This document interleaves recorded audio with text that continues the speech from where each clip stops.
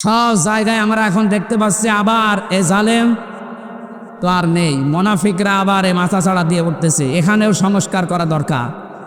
কারো বাবার জন্য দেশটা আমরা এভাবে মুক্ত করি নাই, যার জন্য করেছি, যার রহমতে দয়ায় তার বিধান দিয়ে আমরা এই দেশটা চালাতে চাই ইনশাআল্লাহ।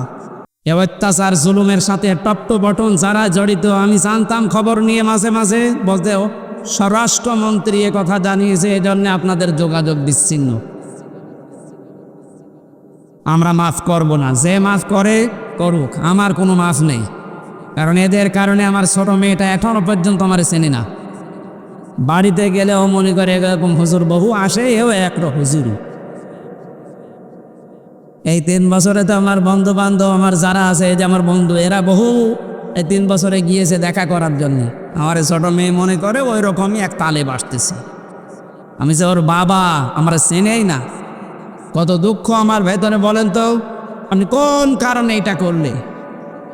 বলে আমার কি অপরাধ যে আমার পালানো লাগলো, কি অপরাধ? এদিকে আসেন, আপনাকে আমি না ঘরে ব্যারিস্টার আরমানের মতো 8 বছর না 8 দিন শুধু রেখে দেব। যদি আপনার কষ্ট না হয় আপনাকে আবার আমরা ফেরত নিয়ে আসবো, আসেন। আপনি ধারণা করেন যে কি করেছি, কি করেন নাকি? আপনার করার আর কিছু বাকি আছে? বাংলাদেশের 18 কোটি মানুষ যদি আপনাদেরকে মাফ করে দেয়, ব্যারিস্টার আরমানের বউ জীবনও মাফ করবে না। আমার আজমির নাম শোনেননি?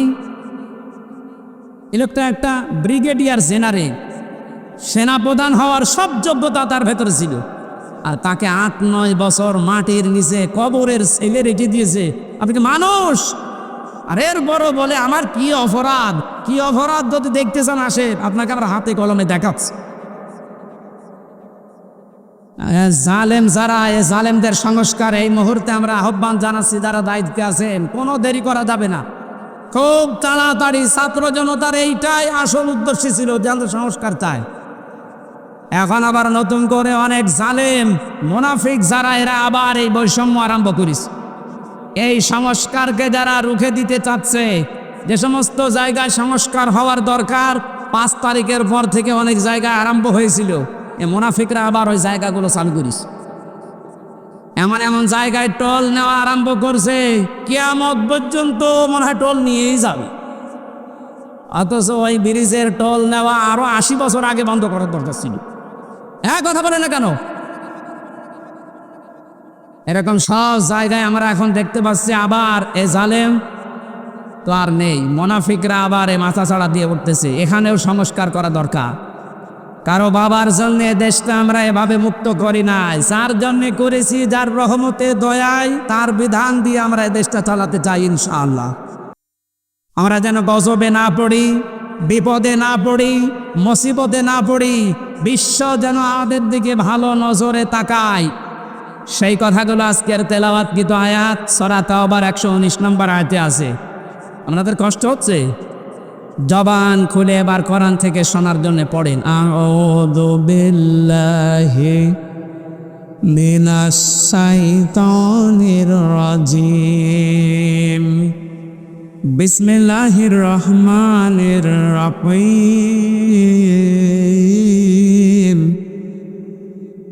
ইয়া আইয়ুহাল্লাযীনা আমানুত্তাকুল্লাহা ওয়া কুনু মা'আস সাদিকিন। সাদাকাল্লাহুল আযীম। সূরা তাওবার নামকরণ, ঐতিহাসিক প্রেক্ষাপট, শানে নজুল, বাস্তব কিছু কথা মাতৃভাষায় বলা, এরপরে ব্যাখ্যা দেওয়া, বাস্তব সংক্রান্ত 5 নম্বরে মূল শিক্ষা নিয়ে আমরা বাড়ি যাব। এরকম 5টা বিষয় ছিল তাফসীরে ইবনে কাসিরের ভেতরে। আমরা সবগুলো করতে গেলে আযান দিয়ে দেবে, জন্য তাড়াতাড়ি করছি। নামকরণের ভেতরে তাওবা শব্দটা আছে, এই জন্যে সূরার নাম তাওবা। 2 নম্বরে আমরা মাতৃভাষায় অর্থ করছি, হে ইমানদারেরা আল্লাহকে ভয় করো, সত্যবাদী যারা তাদের সাথে থাকো। এ নির্দেশ কার? আয়াতের ভেতরে আমরা 3টা বিষয় পেয়েছি। আমার ভাইরা, আল্লাহ রাব্বুল আলামিন জানিয়েছেন ইয়া আইয়ুহাল্লাযীনা আমানু। মুফাসসির বলেন আল্লাহ যখন শুধু ঈমানদারকে ডাক দেন তখন তার কুদরতি হাত এভাবে উঁচা করে আদরের সাথে ডাকেন, হে আমার ঈমানদারেরা। কারণ ঈমানদার সারা পৃথিবীতে যত বেঈমান আছে এরা সৃষ্টি জগতের ভেতরে সবচাইতে বড় আল্লাহর কাছে নিকৃষ্ট। জোরে বলেন নাউজুবিল্লাহ। জীবনে কিছুই যদি আপনি না পান, জুলুম অত্যাচার নির্যাতনের স্টিম রোলার সহ্য করেছেন, তারপর ঈমান ছাড়েননি, আপনি কিন্তু আল্লাহর কাছে উলাইকা হুম খায়রুল বারিয়া, সৃষ্টি জগতের আপনি শ্রেষ্ঠ একটা সৃষ্টি। ধরে বলেন আল্লাহ।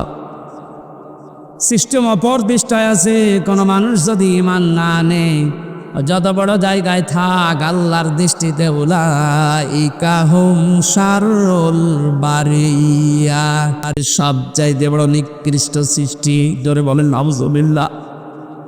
আমরা যেহেতু ঈমান আনতে পেরেছি, বড় সম্পদ আমাদের কাছে আছে।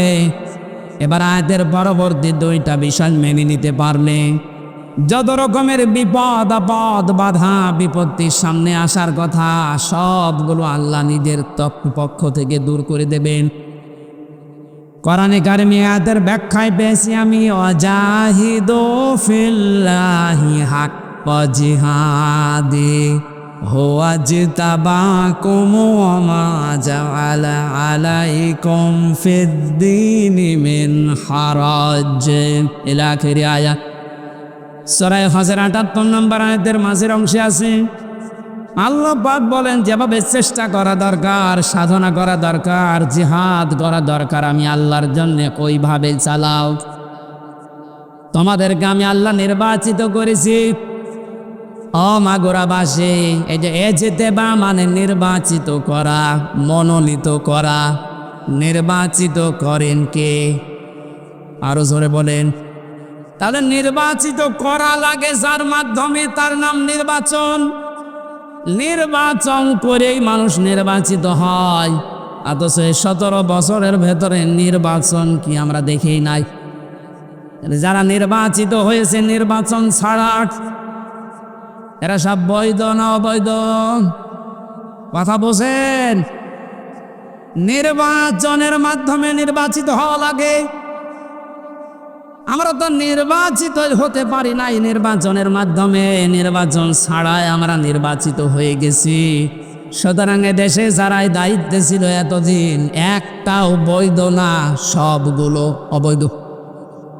না, এখানে হুয়ার ফাইল, জামালার ফাইল আল্লাহ নিজে। আল্লাহ পাক বলেন আমি যেহেতু নিজে নির্বাচিত করি লক্ষ লক্ষ নবীর উম্মত থেকে তোমাদেরকে, তোমাদের ভেতরে আবার যাদের ঈমান আছে আমি তাদেরকে কিন্তু আসলভাবে নির্বাচিত করেছি। বহু নবী পর্যন্ত চেয়েছিল মুহাম্মদ রাসূলুল্লাহর উম্মত হবে, কিন্তু তারা পারে নাই। আমি আল্লাহ তাদেরকে নির্বাচিত করি নাই।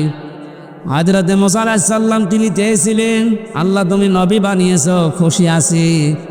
নবী না বানিয়ে যদি মুহাম্মদ রাসূলুল্লাহর উম্মত আমাকে বানাতে আমি খুশি থাকতাম। আল্লাহ পাক যেহেতু তাকে নির্বাচিত করেননি, এজন্য তিনি নির্বাচিত হয়ে দুনিয়াতে আর আসবেন না উম্মত হয়ে। একজনকে করেছিলেন তিনি হযরত ঈসা নবী, তাকে আল্লাহ পাঠাবে ঠিক, কিন্তু নবী করে না, উম্মত করে। আমরা সেই পর্যায়ে আছি, এই নবীর উম্মত আমরা নির্বাচিত। এরপরে আবার আমাদের ভেতরে আছে ঈমান। আল্লাহ পাক বলেন ঈমানের উপরে থাকতে গিয়ে, আল্লাহর পথে যদি টিকে থাকতে গিয়ে বিপদ আপদ মুসিবত যন্ত্রণা দুঃখ এগুলো আসে, আমি আল্লাহ ওয়া মা জাআলা আলাইকুম ফিদ-দীনি মিন হারাজ। জাআলার ফাইল বা কর্তা সরাসরি আল্লাহ। দিনের উপরে চলতে গিয়ে ইমানদারদের যত বাধা বিপত্তি যত ঝামেলা আসবে এগুলো সব আল্লাহ নিজে দায়িত্ব নিয়ে সরিয়ে দেবেন। জোরে বলেন আল্লাহু আকবার। এটার বাস্তব আমরা কিন্তু দেখতে পাচ্ছি। এখন 5 তারিখে আমার মনে হয় আল্লাহ আয়াতটা কার্যকর করে দিয়েছে বাংলাদেশে। কত রকমের বাধা বিপত্তি, কত রকমের পাহাড় পাথর আমাদের উপরে ছিল, বুকের উপরে। আল্লাহ নিজে দায়িত্ব নিয়ে সব ঘন্টার ভেতরে পাল্টিয়ে দিয়েছে। এমন এমন পাথর আমরা মোড়ে মোড়ে দেখেছিলাম। 1:30 মিনিটে যখন ঘোষণা হয়ে গেল যে পালিয়ে যাচ্ছে, বিকাল 5টা বাজতে বাজতে সারা দেশের কোনো জায়গায় আর পাথর পেলাম না। কুষ্টিয়ার মোড়ে যে পাথরটা ছিল, বিকাল 5টা বাজতে বাজতে মাটির সাথে মিশিয়ে দিয়েছে বাংলার জনগণ। কত হাজার কোটি টাকা খরচ করে বাংলার এই 64 জেলা 560টা থানার ওপরে আপনি এগুলো বানিয়েছিলেন।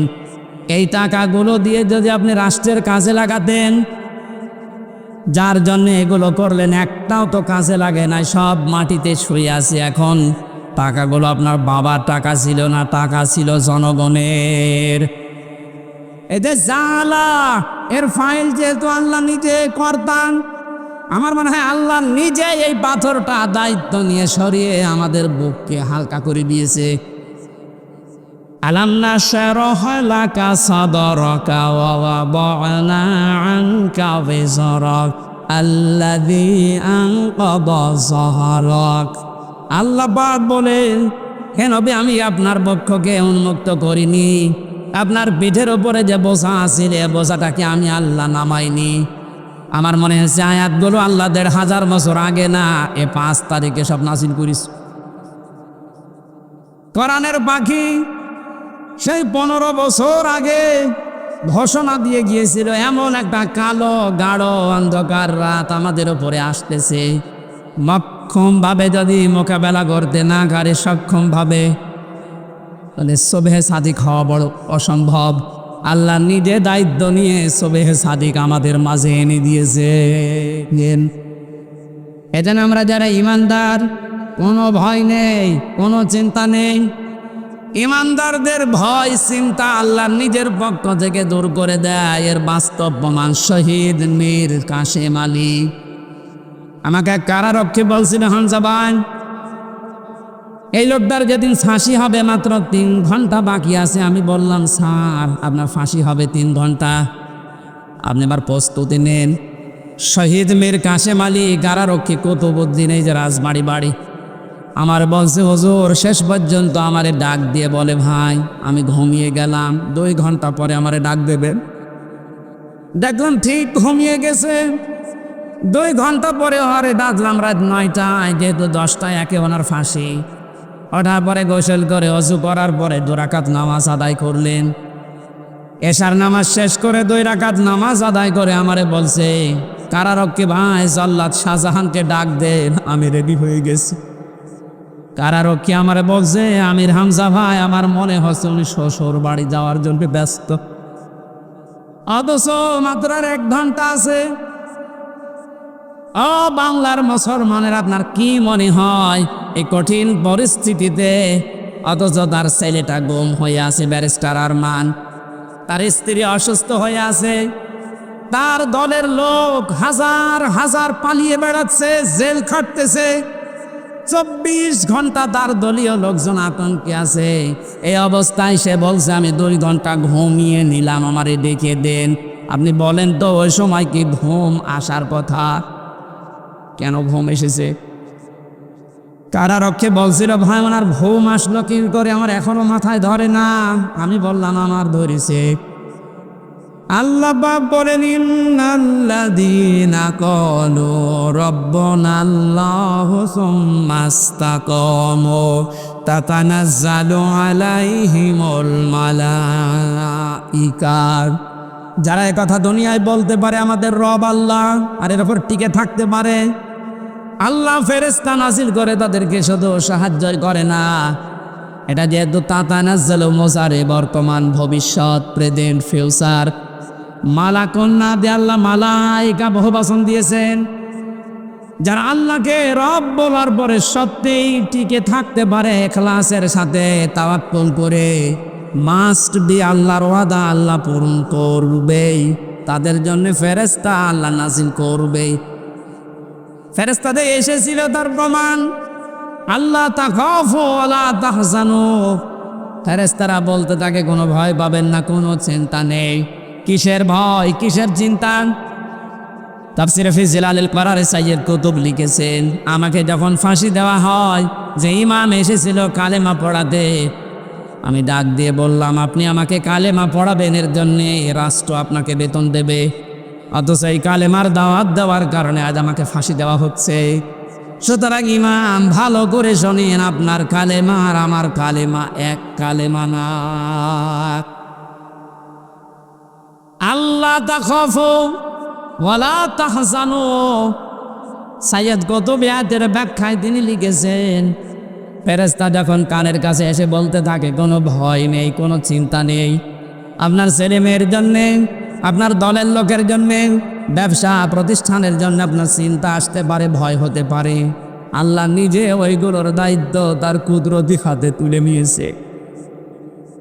মাগুরার মুসলমানেরা, আমার তো 100% বিশ্বাস আছে শহীদ মীর কাসেম আলী 3 ঘন্টা ফাঁসি, এর পরে 3 ঘন্টা পরে যার ফাঁসি হবে, 2 ঘন্টা যেহেতু ঘুমিয়েছে, অবশ্যই মাস্ট বি ফেরেশতা ওনার কানের কাছে কিছু শুনিয়েছিল, না তো ঘুম আসার কথা না।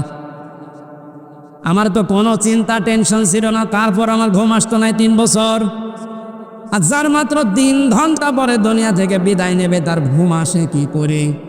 আপনার শুনতে যত সহজ মনে হচ্ছে, বিষয়টা অত সহজ না। ওই জায়গায় যদি আপনি পতিত হতেন, বুঝতেন যে বাস্তবতা কত কঠিন। কিন্তু ওরা এমন সাহস করে নিয়েছে, আল্লাতি কুনতুম তুআদুন, ফেরেশতা বলে চিন্তা করবেন না, আল্লাহ তো সব দায়িত্ব নিয়ে নিয়েছে। ওই জান্নাতের সুসংবাদ নিয়ে এসেছি, ওয়া আবশিরু বিল জান্নাতিল্লাতি কুনতুম তুআদুন, ওই জান্নাতের সুসংবাদ গ্রহণ করেন, যে জান্নাতের ওয়াদা আল্লাহ নিজে আপনার সাথে করেছেন। জোরে বলেন সুবহানাল্লাহ। হ্যাঁ, বাংলার মুসলমান, আমাদের কোনো পুঁজি নেই, একটা পুঁজি আমাদের আছে, আমরা ইমানদার। আরো জোরে বলেন, এটা দুনিয়ার সবচাইতে বড় পুঁজি আমাদের।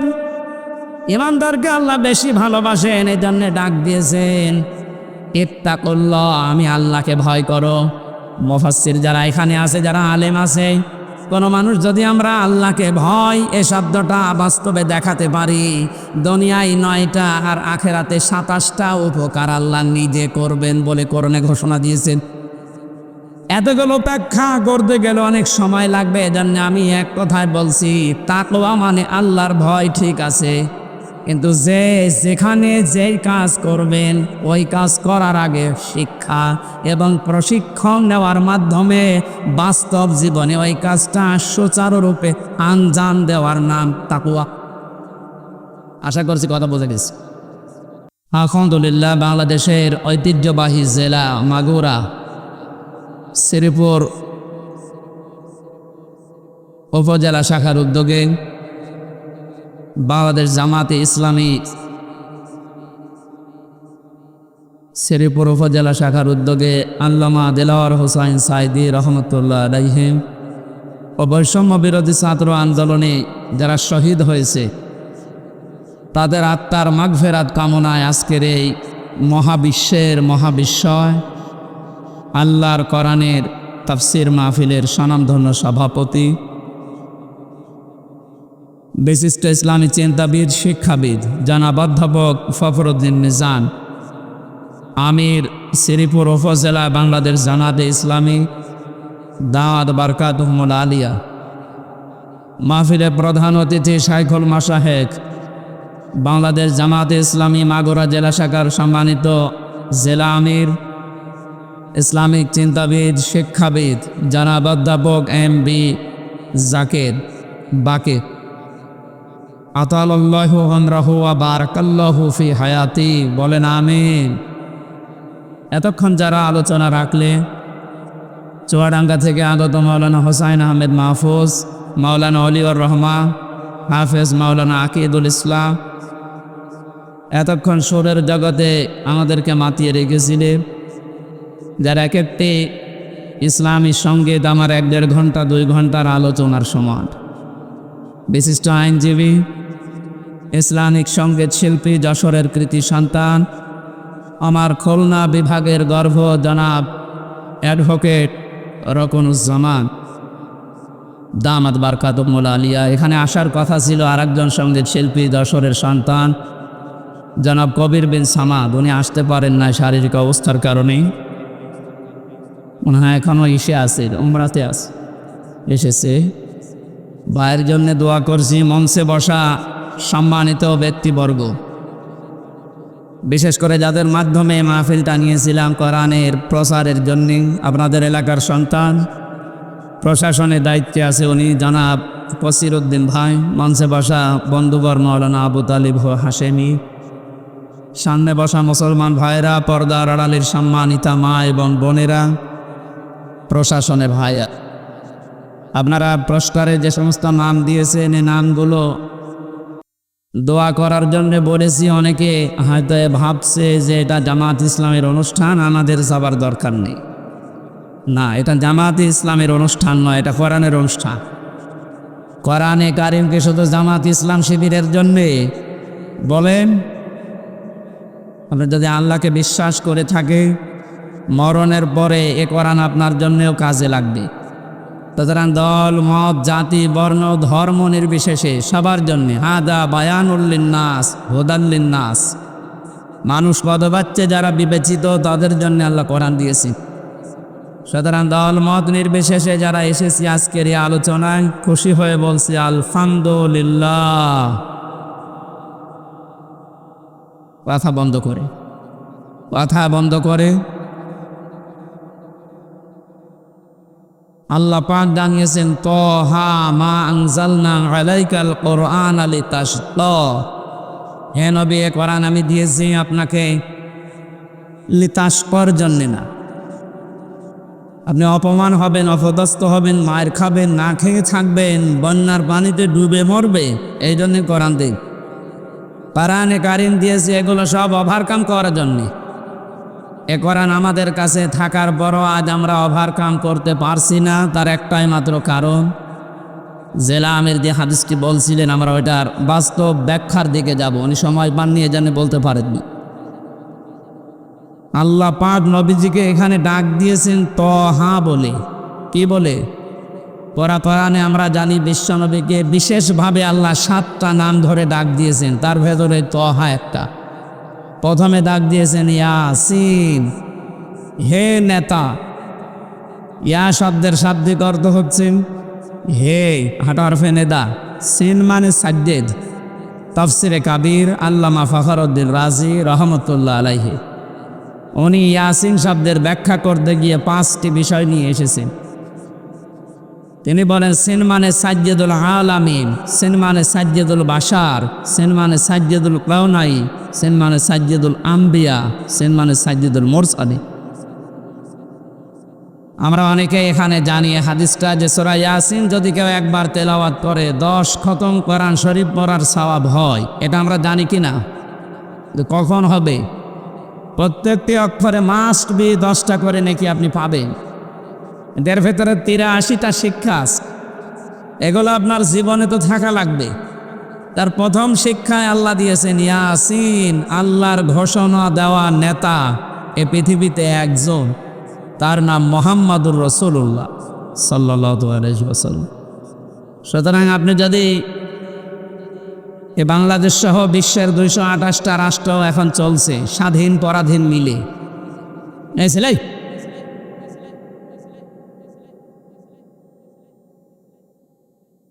আপনি তো শুনতে তো পাচ্ছেন না, দেখতে পারলেও। দেখেন কত মানুষ রোদে দাঁড়িয়ে আছে, তাও তো শুনছে। আর আপনি আরামে আছেন, তারপরও ডিস্টার্ব করেন। কথা বলবেন না ভাই, ইশারায় কাজ করেন। আর ভলেন্টিয়ার তো ওই কারা কি করে? বললাম যে কথা বলবেন না, ইশারায় কাজ করেন। এ পৃথিবীর জমিনে কেউ যদি বাস না করে বলে আমি মঙ্গল গ্রহে বাস করব, চাঁদের দেশে বাস করব, সেখানেও নবীকে আপনাকে নেতা মানা লাগবে। এতানাজ্জালুল আমরু বাইনাহুন্না, প্রত্যেকটি জগতে আল্লাহর গ্রহে নক্ষত্র যেখানে আছে সৃষ্টি, ওখানে আল্লাহর বিধিবিধান আল্লাহ নাজিল করছেন তাদের মতো করি। যেহেতু পৃথিবীতে আমরা মানুষ বাস করি, এই জন্য আমাদের জন্য আল্লাহর বিধান যেটা আছে তার ভেতরে ইয়াসিন এই 6666টি আয়াতের ভেতরে আছে না নেই? সিদ্ধান্ত নিয়ে বাড়ি যাবেন। আল্লাহর নবী বাদ দিয়ে কাউকে আমরা নেতা আদর্শ মানি না। এটা কিন্তু নামাজের মতো ফরজ। অনেকে আজকে রাজনীতি মনে করে, দুনিয়ার হিসাব মনে করে চলে যায়। না, এটা দুনিয়ার বিষয় না, এটা আখিরাতের সাথে সম্পর্কিত। এখানে বাস না করে কেউ যদি মঙ্গল গ্রহে বাস করে, সেখানেও মুহাম্মাদুর রাসূলুল্লাহকে আদর্শ নেতা মানা লাগবে। কিন্তু আল্লাহর ঘোষণা দেওয়া নেতা তিনি, নাকি আমির হামজা ঘোষণা দিয়েছে? কে দিয়েছে? 2 নম্বরে পেয়েছিলাম সাজ্জুদুল বাশার। বাশার মানে মানুষ। কেউ যদি বলে যে আমি মানুষ, আমি জানোয়ার না, তার জন্য মুহাম্মাদুর রাসূলুল্লাহকে আদর্শ মানা লাগবে। এই কথা বুঝতেছেন? সুতরাং এই দুনিয়াতে কেউ যদি বিশ্ব নবী মুহাম্মাদুর রাসূলুল্লাহকে আদর্শ না মানে, নেতা না মানে, সে আর মানুষ নেই। এটা তো আমি বানালাম নাকি? কত আলেম বসে আছে দেখতে পাচ্ছেন। বাকিগুলো একটা একটা করে ব্যাখ্যা আপনারা পড়ে নেবেন আপনার কাসিরে, তাফসিরে কাবিরের ভেতর থেকে। আমি শুধু ইঙ্গিত দিলাম কেন, আল্লাহর ঘোষণা দেওয়া নেতা যিনি, তাকে বাদ দিয়া যাকে আপনি অনুসরণ করছেন, অনুকরণ করছেন, আপনি যে বিপদে পড়তে যাচ্ছে সেটা কোরআন দিয়ে আপনাকে শোনায়। কিয়ামতে আল্লাহ যখন বিচারের প্রথম ধাপে ডাকবে আপনাকে, তখন একা একা ডাকবে। অকুল্লুহুম আতিহি ইয়াউমাল কিয়ামাতি ফারদা। আল্লাহ পাক বলেন, কিয়ামতের প্রতিটি মানুষকে আমার সামনে দাঁড় করাবো স্রেফ একা একা, কেউ থাকবেন আপনার সাথে। বিচারের দ্বিতীয় ধাপে আল্লাহ এবার আর মানুষকে একা ডাকবেন না। ইয়াউমা নাদউ কুল্লা উনাসিন বিইমামিহিম। সূরা বানী ইসরাঈলের ৭২ নম্বর আয়াতের প্রথম অংশে আছে, আল্লাহ পাক বলেন কিয়ামতে বিচারের দ্বিতীয় ধাপে আমার সামনে মানুষ হাজির হবে তার নেতার সাথে। কার সাথে? বলেন বলেন। এটা যদি শুধু স্রেফ দুনিয়ার বিষয় হতো আমি বলতাম না। প্রথমে আপনার নেতা থাকবে, এরপরে পেছনে থাকবেন আপনি। ও মাগুরাবাসী, আপনি আমার পাশের জেলার মানুষ, এই জন্য আপনাকে বেশি ভালোবাসি। আপনি যেন জাহান্নামে না যান, কিয়ামতের কঠিন ময়দানে যেন ধরা খেয়ে না যান, এই জন্যই তো ব্যাখ্যা। আপনি তাফসিরুল কোরআন মাহফিল লিখে দিয়েছেন। এটা নিজের মনকে জিজ্ঞাসা করেন, কিয়ামতে যেহেতু আপনার নেতার সাথে আল্লাহ ডাক দিবে, প্রথমে নেতা এরপরে কর্মী। মাগুরাবাসী নিরপেক্ষভাবে দৃষ্টি দিয়ে বলেন তো কি মনে হচ্ছে আপনার? আপনি যাকে আদর্শ মানেন, যাকে নেতা মেনে চলেন, যাকে আপনি রায় দিয়ে ভোট দিয়ে চেয়ারে বসান, এই লোকটা আপনার সামনে থাকবে, আপনি থাকবেন পেছনে। ওর যা চরিত্র আপনি তো জানেন। কথা বলেন না কেন? ও যে কোরআন বিরোধী মানুষ আপনি কিন্তু জানেন। ও যে আল্লাহকে বিশ্বাস করে না, শুধু মুখে মুখে, ভেতরে আল্লাহর বিশ্বাস ওর নেই, এইটাও আপনি জানেন। আপনার চাইতে আল্লাহ পাক ওর সম্পর্কে একটু কম জানে। আরো জোরে বলেন। যদি বেশি জানে, আপনি তো শুধু উপরেরটা জানেন, আল্লাহ ভেতরেরটা জানে। ওকে যদি আপনার সামনে দেখে, আপনার বিবেকে কি বলে আমি জানি না, তবে আমার বিবেক বলছে আপনাকে আল্লাহ কিন্তু ধরবে। কারণ ওকে দেখে আল্লাহর আগেই রাগ হয়ে যাবে, আপনার পর্যন্ত যাওয়া লাগবে না। এই তালেব ভাই কি বলছে?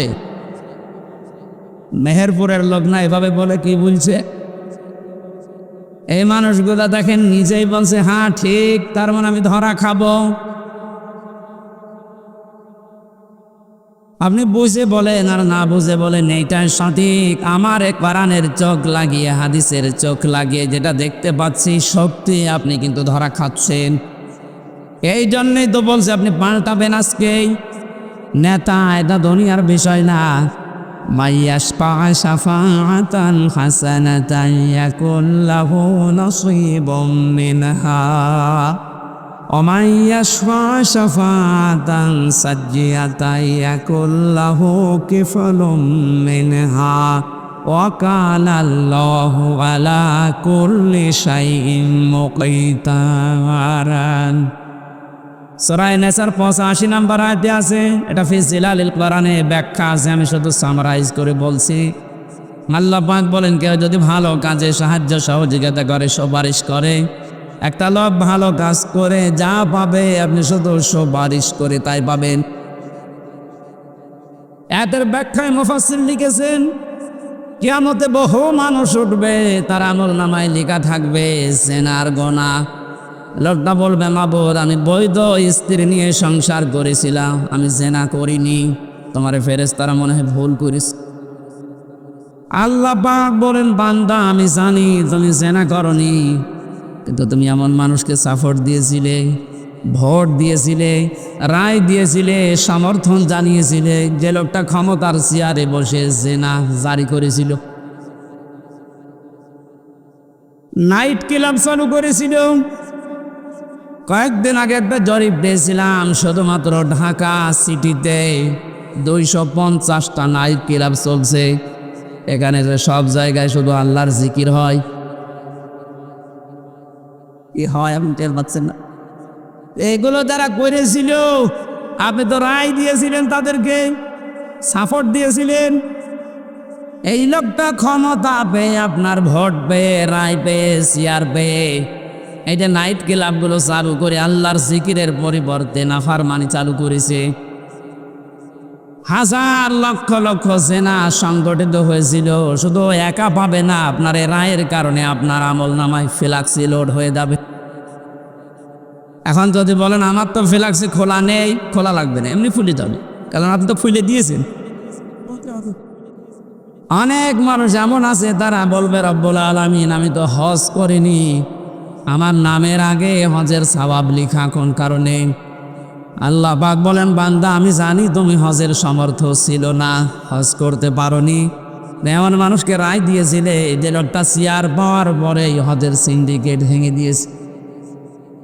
এই যে আফামা খালিদ, ডক্টর আফামা খালিদ হোসেন ক্ষমতা পাওয়ার পরেই চেয়ারে বসতে দেরি, পরের দিন ঘোষণা দিয়েছে হজের মতো এরকম একটা ফরজ বিধান নিয়ে যারা ব্যবসা করছে, সিন্ডিকেট করে আছে, আমি সব ব্যাংকে চোরমার করে দেব।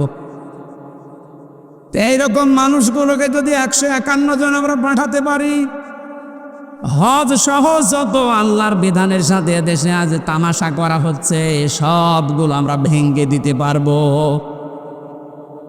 তাহলে এই ভালো কাজে যদি আপনি সাহায্য করেন, সহযোগিতা করেন, সমর্থন জানান, ভোট দেন, রায় দেন, সুপারিশ করেন, কিয়ামতে আপনি হজ না করেও হজের সওয়াব নিয়ে হাজির হয়ে উঠতে পারবেন। কথা বলেন ঠিক কিনা?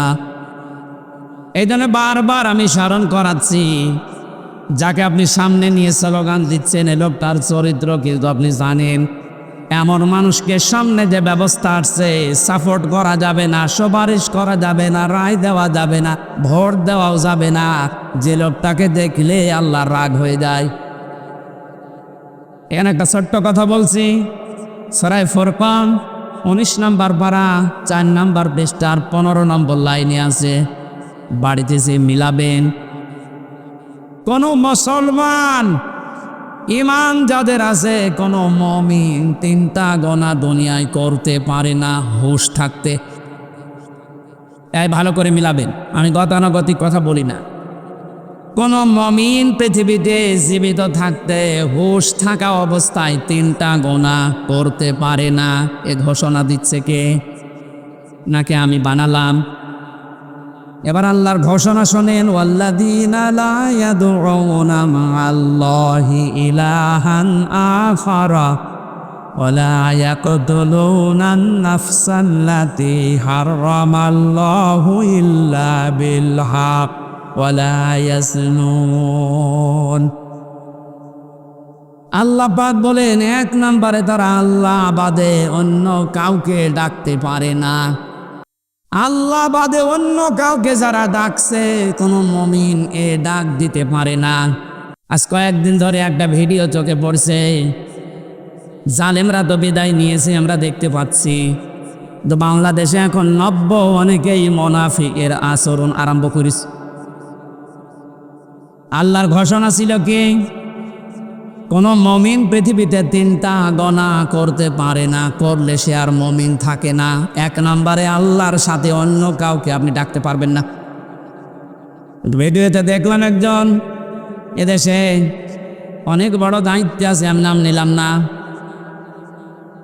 উনি গৌতম বুদ্ধের প্রশংসা করছে। আল্লাহ বাদে অন্য কাউকে ডাকায় যেহেতু জায়েজ নেই, সেহেতু ওই জায়গায় আপনি যা বললেন আপনার ঈমান নেই। মুমিন হিসাবে আপনি যা করলেন আপনার ঈমান নষ্ট হয়ে গেছে। এরকম মানুষ যদি সামনে আসে, আপনি কোনোদিন আপনার রায়, সমর্থন, সুপারিশ, ভোট দিতে পারবেন? তাহলে কাফেরকে দেওয়া হবে।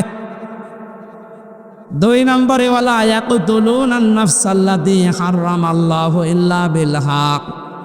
এই পৃথিবীর ময়দানে আল্লাহর ঘোষণা দেওয়া ব্যতীত আপনি কাউকে অন্যায়ভাবে হত্যা করতে পারবেন না।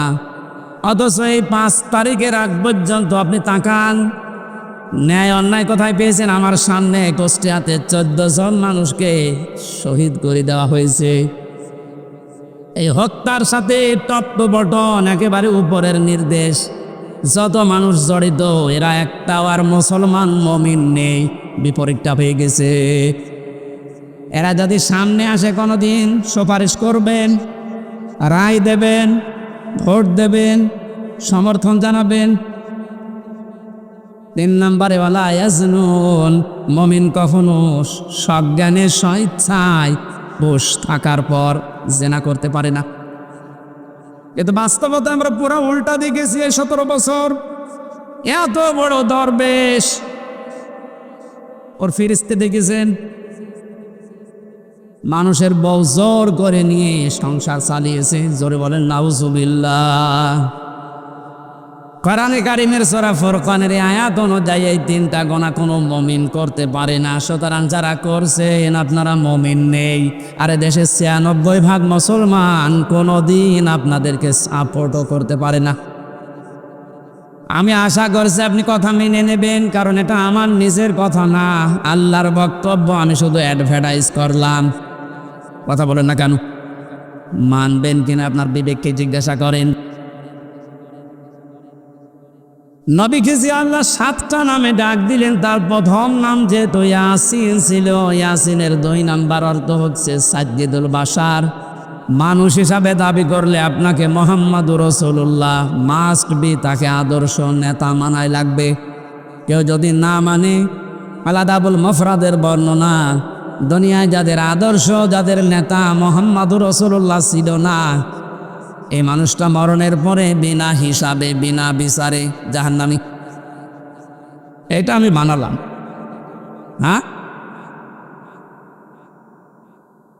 এবার আসেন যে কথাটা বোঝানোর জন্য এতক্ষণ বারবার এদিকে ওদিকে যাচ্ছি, খুব খেয়াল করেন। মুহাম্মাদুর রাসূলুল্লাহ সাল্লাল্লাহু আলাইহি ওয়াসাল্লাম এখন নেই, আছে? বলেন না কেন? উনি যে আমাদের আদর্শ, আমার নেতা, উনি তো নেই। আমি এখন দেখে মেনে চলবো কি করে? কোরআনে কারীম জানিয়েছে, ইয়া আইয়ুহাল্লাযীনা আমানু আতিউল্লাহা ওয়া আতিউর রাসূলা ওয়া উলিল আমরি মিনকুম ইলা আখিরি আয়াত। সূরা নিসা 5 নম্বর পারার 6 নম্বর পৃষ্ঠা 9 নম্বর লাইনের 59 নম্বর আয়াতে আছে। এটা ফি জিলালিল কোরআনে পাবেন। আল্লাহ ডাক দিয়েছে, নাহি ইমানদারেরা, আমি আল্লাহর আনুগত্য করো, আমার রাসূলের আনুগত্য করো, আর তোমাদের ভেতরে যারা উলিল আমর, নেতৃত্ব দেয়, নেতা যারা, তাদের মেনে চলো। এ আদেশ মানা নফল না ফরজ? আরো জোরে বলেন। নামাজ যেভাবে ফরজ মনে করে পড়েন, এই আয়াতটাও মেনে নেওয়া লাগবে ঠিক ওইভাবে ফরজ মনে করে। কিন্তু শিক্ষার বিষয় এখানে যে আতিউ, এটা ফেল, এটা ভার্ব, এটা ক্রিয়া। এই শব্দটা আল্লাহ নিজের নামে আর রাসূলের নামে দিয়েছেন, কিন্তু উলিল আমরের আগে আল্লাহ শব্দটা দেননি। আমি যেই কয়টা তাফসীর আয়াতের সাথে মিলিয়েছি, সব মুফাসসির একমত। আল্লাহ রাসূলকে মেনে চলা লাগবে, কোনো প্রশ্ন করা যাবে না। আল্লাহ রাসূলের পরে কিয়ামত পর্যন্ত যারা দুনিয়ায় আসবে, যারা নেতা হবে, নেতৃত্ব দেবে, এদেরকে যদি আপনি মেনে চলতে চান, মাস্ট বি আপনাকে দেখা লাগবে এই লোকটা আল্লাহ রাসূলকে মেনে চলে কিনা। একটা যদি আজ আমরা মেনে নিতে পারতাম, অনেকে যারা 41 সাল টার্গেট দিয়েছেন, 31 সাল টার্গেট দিয়েছেন, এত লাগবে না।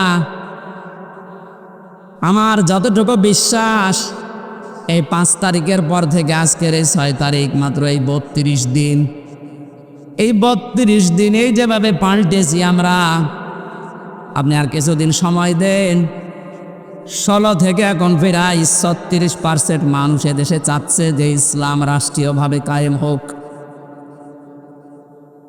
আমি আগস্টের 5 তারিখের আগ পর্যন্ত একটা জরিপ দেখেছিলাম বিবিসির, বাংলাদেশে 100 জনের 16 জন মানুষ চাইতো যে দেশে ইসলাম কায়েম হোক।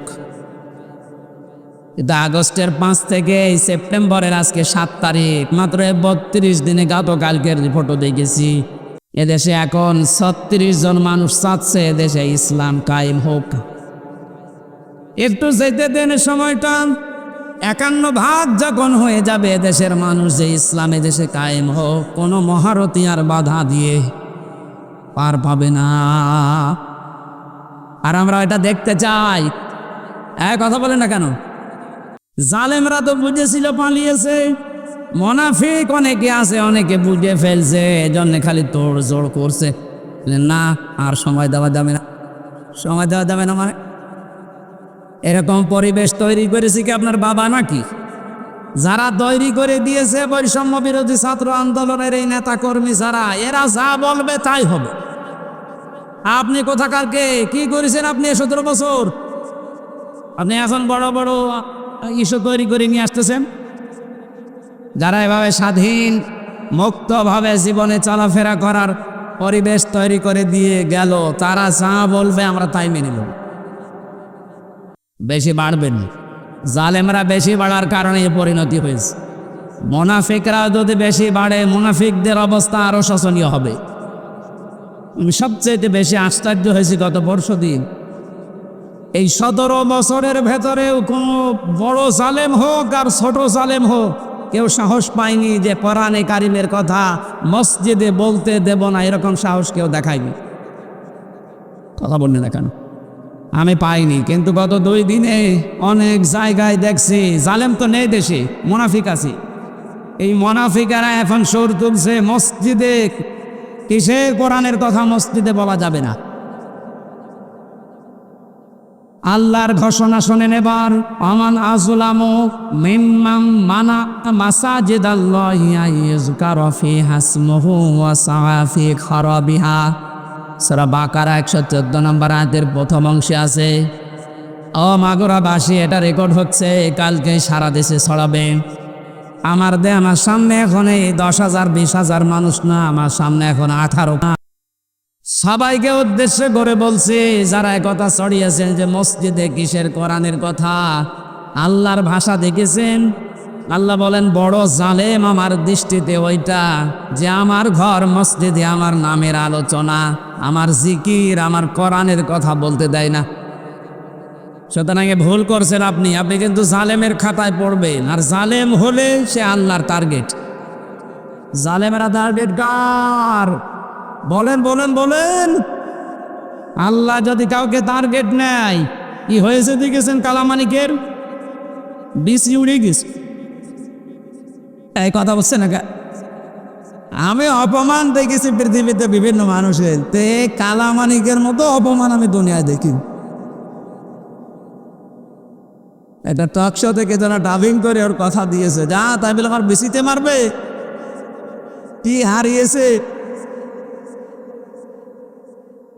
এই জন্য যারা মুনাফিক আছেন আপনারা থামবেন।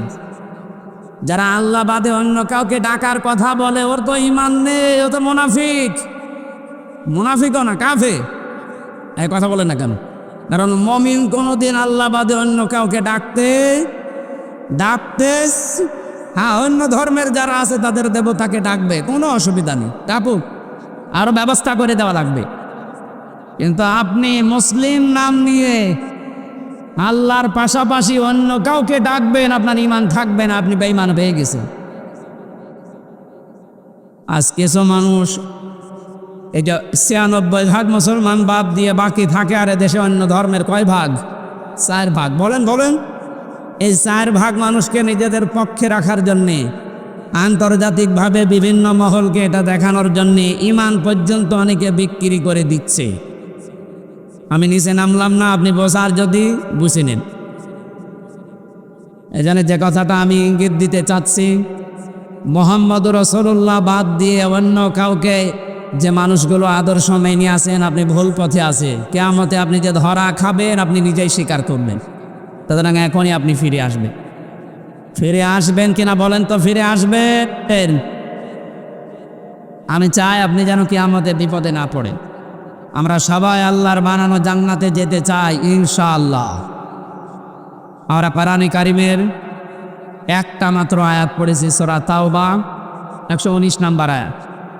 এর ভেতরে যে কথাগুলো আছে এই কথাগুলো আমি তাফসীর আকারে বলার চেষ্টা চালাবো। আমা তাওফীকি ইল্লা বিল্লাহ। জেলা আমির সাহেব হাদিস পড়েছিলেন, ওরাটা উনি সময় পানিয়ে জন্য ব্যাখ্যা করতে পারেনি। এটা বাস্তবের সাথে আমাদের আজ মিলানো লাগবে। আন আবি হুরায়রা রাদিয়াল্লাহু তাআলা আনহু قال قال النبي সাল্লাল্লাহু আলাইহি ওয়াসাল্লাম, বিশ্বনবী বলেন, হযরত আবু হুরায়রা থেকে এটা বর্ণিত, মান কোরআন কোরআনান, যে ব্যক্তি আল্লাহর কোরআন পড়ে, ফাস্তাজহারাহু, এবং কোরআনকে যারা ইজহার করার চেষ্টা করে। ইজহার মানে আমি যতগুলো অবেদানে ইজহার শব্দটা মিলিয়েছি, ইজহার শব্দের শাব্দিক অর্থ প্রকাশ করা, স্পষ্ট করা, দাঁড় করানো, কায়েম করা। কিন্তু আধুনিকভাবে এখন যারা হাদিস ব্যাখ্যা করছে, যারা লিখছে, ইজহার মানে বিজয়ী করা।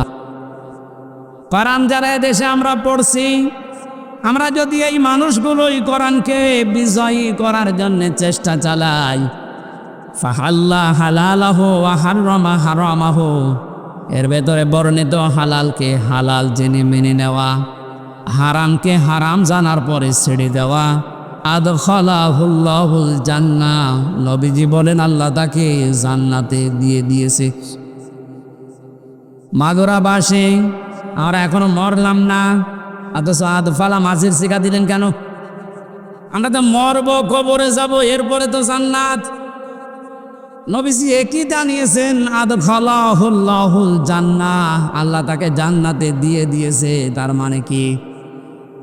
মুহাদ্দিসিন ইকরাম ব্যাখ্যা করতে গিয়ে হাদিসে লিখেছেন, সত্যিই যদি কেউ কোরআন 4টা শর্ত মেনে পড়তে পারে, শুদ্ধ করে পড়ে, ওটা বোঝে, নিজে ওর ওপরে আমল করে, আর ওটা মানুষের কাছে পৌঁছিয়ে দেওয়ার নিয়তে চেষ্টা করে, তাহলে কোরআন পড়ার অর্থ পেলাম কয়টা?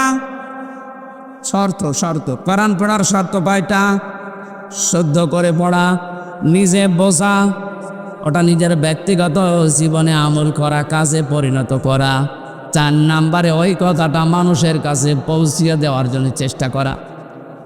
এই 4টা শর্ত মেনে যারা কোরআন পড়ে এবং কোরআনকে যারা ইজহার করার, বিজয় করার চেষ্টা চালায়, এটা ইজহার শব্দের শাব্দিক অর্থ যে বিজয়ী, এটার বাস্তব উদাহরণ সূরা সফের ভেতরে আল্লাহ দিয়েছেন, ওয়াল্লাযী আরসালা রাসূলাহু বিল হুদা ওয়া দীনিল হক লিইয়ুযহিরাহু আলাদ দীনি কুল্লি ওয়া কাফা ওয়ালাউ কারিহাল মুশরিকুন।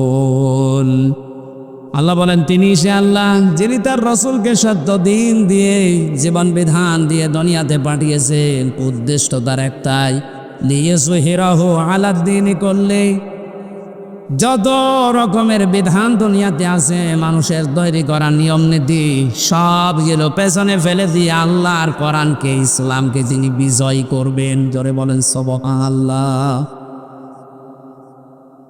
এই আয়াত এবং এই হাদিসের বাস্তবতা যেটা আমরা এখন টের পাচ্ছি, 53 বছর বাংলাদেশটা স্বাধীন হওয়ার পরে আমরা দেখেছি কোরআনে কারিমে ইজহার নেই, বিজয়ী নেই। এই কারণে আমরা অনেকেই কিন্তু হালালকে হালাল জানার পরও মানতে পারছি না। দেশে এরকম জায়গা নেই, কথা বলেন। হারামকে হারাম জানার পরও আমরা ছেড়ে দিতে পারছি না। ঘুষ দিয়ে চাকরি করা হালাল না হারাম? আরো জোরে বলেন। আপনি একটা জায়গা দেখান বাংলাদেশে 5 তারিখের আগ পর্যন্ত, প্রাইমারি থেকে বিশ্ববিদ্যালয় পর্যন্ত, এমনকি শ্রীপুর মাগুরার এই জামে মসজিদ থেকে কেন্দ্রীয় মসজিদ বায়তুল মুকাররম পর্যন্ত একটা জায়গাও টাকা পয়সা দেওয়া অবৈধ সুপারিশ চাকরি হয়েছে কিনা? আমরা কিন্তু জানি এটা হারাম কাজ। হারাম জানার পরও হারামকে আমরা ছেড়ে দিতে পারি নাই, কারণ কোরআনে দেশে বিজয়ী নেই। কথা বলেন। আর হারামকে হারাম জানার পরে যদি ছেড়ে দিতে চান, কোরআনকে বিজয় করার দরকার নেই। আপনি যদি কোরআন বিজয় না করেন, জানবেন যে এটা হারাম কিন্তু ছাড়তে পারবেন না, জানবেন যে এটা হালাল কিন্তু ধরতে পারবেন না। এই জন্যই নবীজি ফাস্তাজহারাহু দিয়েছেন। কোরআন পড়ার পরে যারা একে বিজয় করার চেষ্টা চালাবে, যদি বিজয়ী হয়ে যায়, আপনি হালালকে হালাল জানার পরে মেনে নিতে পারবেন, হারামকে হারাম জানার পরে আপনি ছেড়ে দিতে পারবেন। তখন বাংলাদেশটা এমন হয়ে যাবে, মনে হবে যেন আপনি মিনি জান্নাতে আছেন। ওই পরিবেশ আমাদের সামনে দরকার নেই। আরো জোরে বলেন। 53 বছর তো দেখলাম, আমি দেখিনি। এই যে মুরব্বী বসে আছে, ওনারা দেখেছেন। বাবা এ দেশটা চালিয়েছিল, কেমন চালিয়েছে, দুর্ভিক্ষ পর্যন্ত চলে এসেছিল। কথা বললেন এখন। অনেকের স্বামী চালিয়েছিল, আমি দেখি নাই, এ মুরব্বীরা দেখেছে। চাচা চালিয়েছিল 9 বছর, সে যেভাবেই হোক। বউ চালিয়েছে, ভাবিও চালিয়েছে। সবার এখন শেষ, এখন মাত্র বাকি আছে আল্লাহর এই কোরআন দিয়ে দেশটা চললে কেমন দেখা যায়, এটা দেখতে বাকি আছে। কারা কারা দেখতে চান যে কোরআন দিয়ে দেশ চলো? এই আন্দাজে হাত তুলবেন না, এটা কিন্তু ওয়াদা করছেন আল্লাহর সাথে। এ কোরআন দিয়ে বাংলাদেশে 56,000 বর্গ মাইল চলুক, এটা তো রাজনীতি। এটা রাজনীতি। এটা যদি কেউ রাজনীতি মনে করেন, হ্যাঁ এইটা আমার রাজনীতি। আমরা চাই আল্লাহর বানানো বিধান দিয়ে আমাদের দেশ চলুক, তাহলে এটা মিনি জান্নাত হয়ে যাবে। বৈষম্য বিরোধী ছাত্র আন্দোলনে যে 9 দফা দাবি ছিল, এই বৈষম্যের কারণে আজ হাজারো মানুষ তার কাঙ্ক্ষিত জায়গায় যেতে পারেনি। বিশ্ববিদ্যালয় থেকে যারা পাশ করে যে কোনো সাবজেক্টে, যারা ফার্স্ট ক্লাস ফার্স্ট হয়, তাদেরকে ওই বিভাগে শিক্ষক হিসাবে রেখে দেওয়ার নিয়ম। এই যে সাক্ষী আছে, জিজ্ঞাসা করেন। অথচ আমাদের এই ইউনিভার্সিটি সহ যত বিশ্ববিদ্যালয় বাংলাদেশে আছে, তাকান বৈষম্য এমন জায়গায় যে পৌঁছিয়েছে। ফার্স্ট ক্লাস ফার্স্ট দ্বারা ওর পেছনের ব্যাকগ্রাউন্ড যেহেতু আল্লাহর বিধান মেনে চলে, এই জন্য ওখানে দেওয়া যাবে না। দিয়েছে সব উত্তর রোল নাম্বার যার তারে দিয়েছে। ও তো এমনি অপদার্থ, ও চেয়ারে বসলে চেয়ার আরো নাফাক করবে না। এক ছাত্র এসে হেড স্যারকে বলছে, স্যার হয় ছুটি দেন, নাই আমি গেলাম মানে। হেড স্যার তাকিয়ে দেখে ও ব্যাগ খাতা বই কলম যেভাবে নিয়ে পজিশনে দাঁড়িয়ে আছে, ও ছুটি দিলেও যাবে, না দিলেও পালাবে। রাই এদিকে তার রোল নাম্বার কত? স্যার 82। 82 মানে ক্লাসে ছেলে মেয়ে কয়টা? 82টা।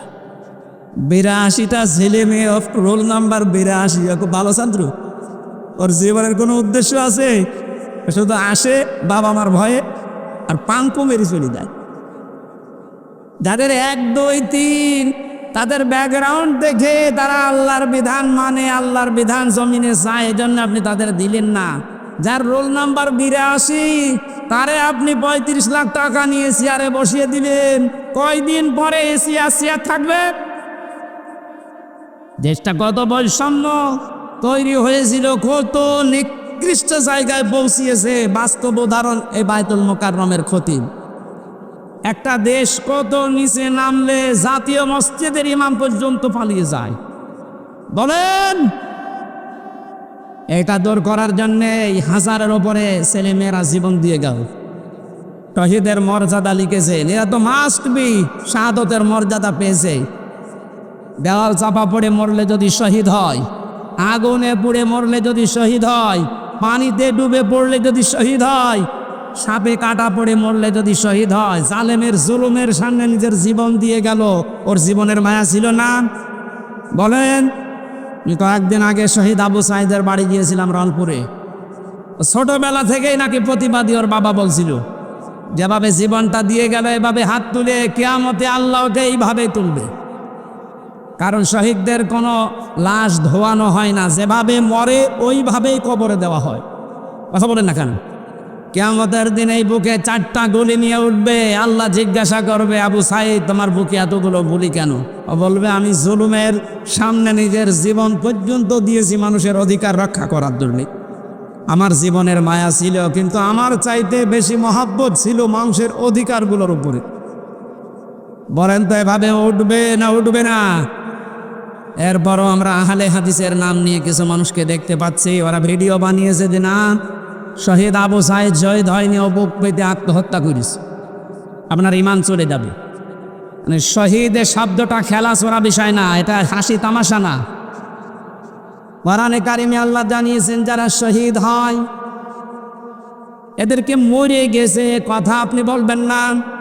শুধু আপনি না, দুনিয়ার সবাইকে আল্লাহ নিষেধ করেছেন, ওয়ালা তাকুলু লিমাই ইয়াকতালু ফি সাবিলিল্লাহি আমওয়ার বাল আহইয়াউ ওয়ালাকিন লা তাশউরুন। সূরা বাকারার 154 নম্বর আয়াতে আছে, আল্লাহ শুধু একজন দুইজনকে না, দুনিয়ার সবাইকে, এটা বহু বচন, ওয়ালা তাকুলু, কেউ এ কথা বলবি না যারা শাহাদত বরণ করে তারা মরে গেছে, এ কথা বলা যাবে না, বরং তারা জীবিত এবং তোমরা এটা টের পাও না। মানুষ যেহেতু মুখ দিয়ে কথা বলে, জন্য মুখের উপরে আল্লাহ নোটিশ দিয়েছেন। মুখের পরে মানুষ যেহেতু ধারণা করতে পারে অন্তর দিয়ে, এই জন্য আল্লাহ ধারণার উপরেও নোটিশ দিয়েছেন।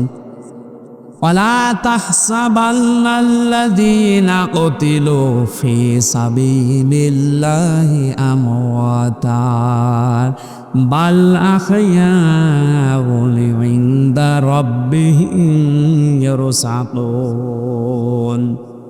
সূরা আলে ইমরান 169 নম্বর আয়াত। এটা ফি জিলালিল বারানি আছে, সাইয়্যিদ দদক দিয়েছেন।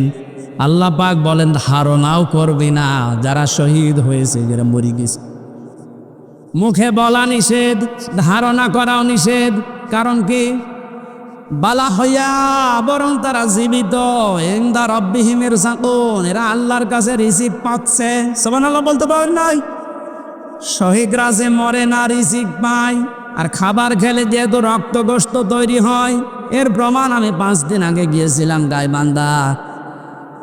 সাব্বির নামে একটা ছেলে শহীদ হয়েছিল এই 5 তারিখের আগে, ছাত্র শিবিরের সদস্য ছিল।